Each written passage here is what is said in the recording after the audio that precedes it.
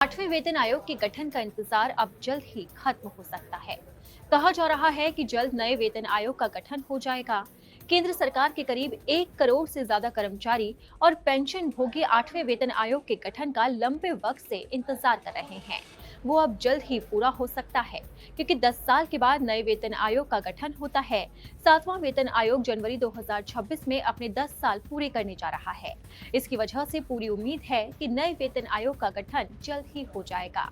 केंद्र सरकार के कई कर्मचारियों के प्रतिनिधियों ने हाल ही में कैबिनेट सचिव से मुलाकात की थी और 8वें वेतन आयोग की मांग रखी थी।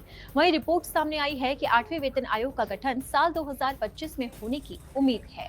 अगर 8वें वेतन आयोग की सिफारिशें लागू होती हैं, तो केंद्रीय कर्मचारियों की बल्ले बल्ले हो जाएगी। उनका न्यूनतम वेतन 18,000 से बढ़कर लगभग 34,500 हो जाएगा।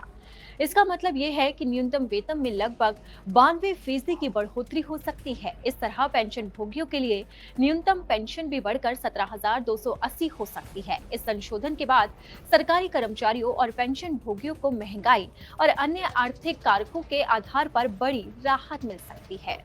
भारत में केंद्र सरकार के कर्मचारियों को वेतन आयोग की संरचना के अनुसार उनका वेतन मिलता है। शुरुआत करने के लिए 7वें वेतन केंद्रीय आयोग की स्थापना 28 फरवरी साल 2014 को भारत सरकार द्वारा की गई थी।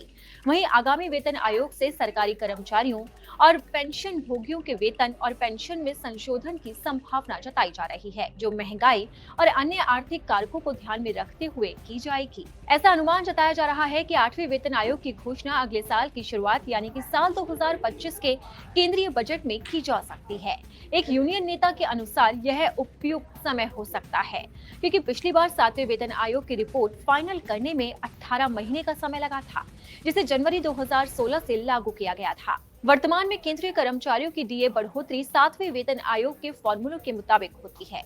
हालांकि फॉर्मूले में संशोधन भी किया जा सकता है, क्योंकि आर्थिक सर्वे 2024 में सुझाव दिया गया था कि भारत के महंगाई दर ढांचे में फूड महंगाई दर को शामिल न करने पर विचार किया जाना चाहिए।